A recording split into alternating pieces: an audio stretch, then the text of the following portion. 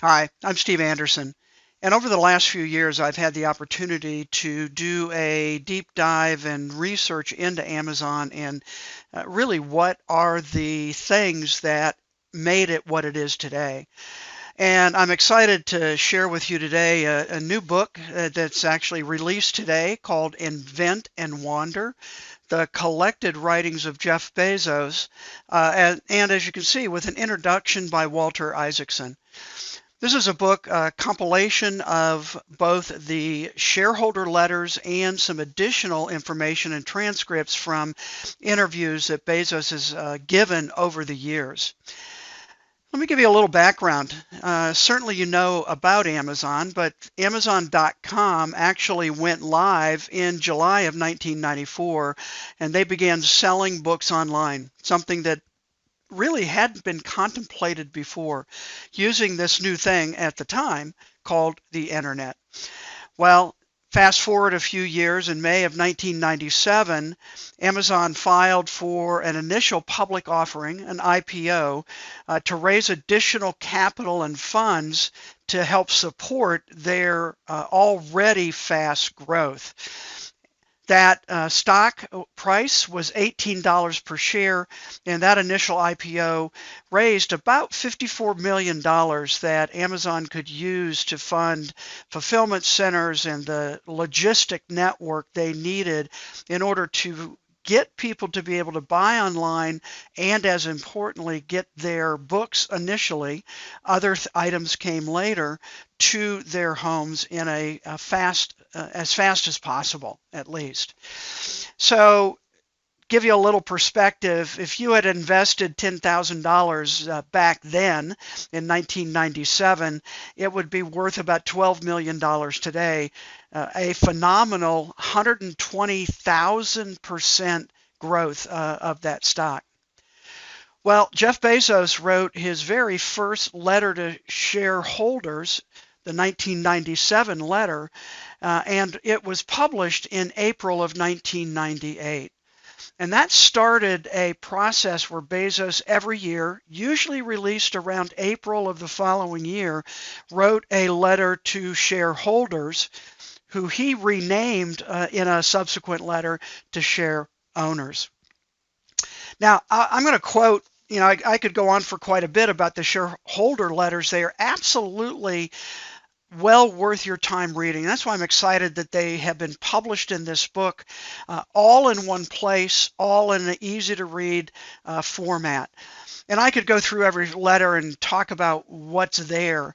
But basically, I believe Bezos hid in plain sight his secret sauce for growing Amazon. How he thought about growth, how he thought about inventing on behalf of the customer. But what I thought I would do, instead of me talking about that, I would highlight from the introduction by Walter Isaacson what he considered to be the five, and I'm quoting now, the five things I think are most important. And here are his five. Focus on the long term. And that actually was in the 1997 letter and has been in subsequent letters. It's what I call apply long-term thinking. And what Bezos said in that very first letter was, at Amazon, we will make decisions based on long-term investment ideas, meaning we're not going to do short-term Wall Street quarterly earnings thing. We look to the future and are planning and investing for the future. Number one. Number two, focus relentlessly and passionately on the customer. And actually what Bezos calls that is obsess over customers and invent on their behalf. And again, we can look at Amazon even today. I think yesterday announced, a pharmacy where people can actually get their drugs like they would at the corner pharmacy. Obsess over customers and invent on their behalf. Key idea there that's woven throughout the letters that Bezos wrote. Number three, avoid PowerPoint and slide presentations. And frankly, I think this is really interesting that Isaacson picked this one because it really is at the core how you go about getting things done and making decisions. And what that has come to be called, I'll say it that way, is a 6-page narrative. Brief story, 2004, Bezos sent an email out to his senior leadership team called the S team and said, no longer will PowerPoint presentations be allowed in our senior leadership team meetings.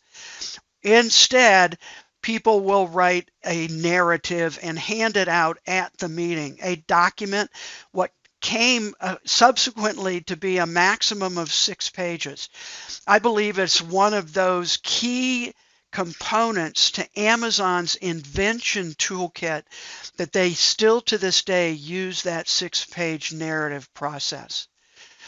Number 4 on Isaacson's list, focus on big decisions, or what I call generate high velocity decisions.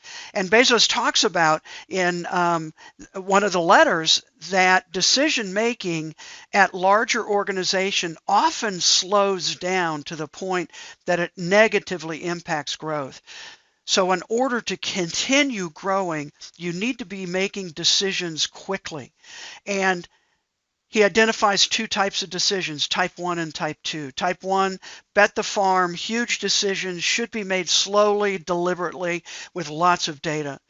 But he goes on to say that most decisions in large companies are not type 1 decisions. They are type 2.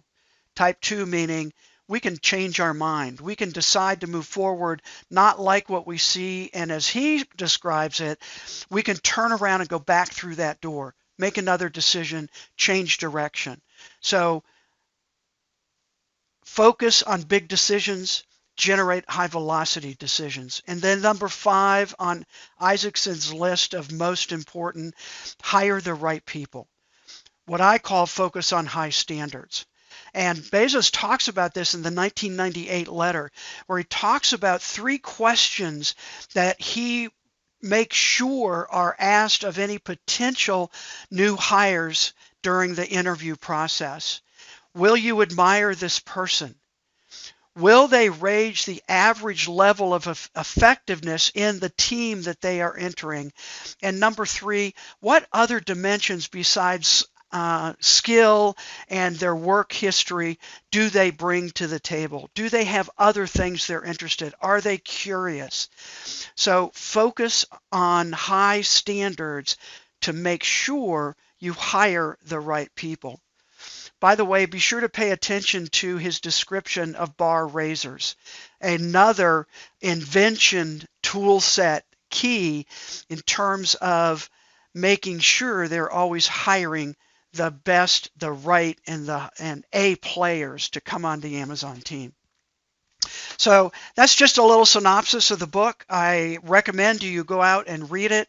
Sit down and read through part 1 of the letters, and then start reading through part 2, where Bezos is asked questions and reveals more about his inner thinking and thoughts about Amazon and what he has been able to do there to create the success that it is today.